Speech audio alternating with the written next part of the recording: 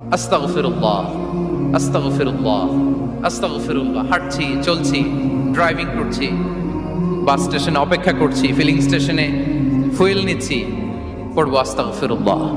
কি পড়বো? আস্তাগফিরুল্লাহ। যারা সব সময় আস্তাগফিরুল্লাহ পড়ে তাদের রিজিকের কোনো টেনশন হয় না, রিজিক নিয়ে তাদের আর কোনো চিন্তা থাকে না। আল্লাহ নবী নূহ আলাইহিস সালাম যিনি ওনার জাতিগোষ্ঠীকে বলেছিলেন, ফাকুলতু আস্তাগফিরু রাব্বাকুম ইন্নাহু কানা গাফফারা, তোমরা বেশি বেশি ইস্তেগফার করো, তিনি ক্ষমাশীল। ইস্তেগফার করলে কি হবে? ইউরসিলিস সামা আলাইকুম মিদরারা, রহমতের বৃষ্টি বর্ষণ হবে, তোমাদের জমিগুলো উর্বর হবে। ওয়া ইউমদিদুকুম বিআমওয়ালি ওয়া বানিন, আল্লাহ তাআলা তোমাদেরকে সম্পদে বারাকা দিবেন, সন্তানে বারাকা দিবেন। ওয়া ইয়াজআল লাকুম জান্নাতিন ওয়া ইয়াজআল লাকুম আনহারা, তোমাদের ফসল ক্ষেতগুলো সবুজ শ্যামল হয়ে ভরপুর হবে, তোমাদের রিজিকে বারাকা নেমে আসবে। তাহলে আমরা যেন বেশি বেশি ইস্তেগফার করি।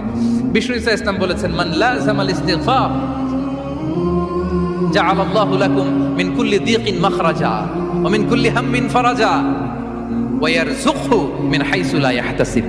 যে সব সময় ইস্তেগফার করে তার কোনো টেনশন থাকে না, তার জীবনে দুশ্চিন্তা আসে না, আর এমন জায়গা থেকে আল্লাহ রিজিকের বন্দোবস্ত করে যেটা সে কল্পনাও করে না। সুবহানাল্লাহ। আমরা যেন বেশি বেশি ইস্তেগফার করি।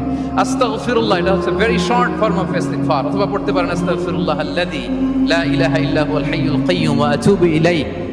সাইয়্যিদুল ইস্তেগফার মুখস্থ আছে না আমাদের?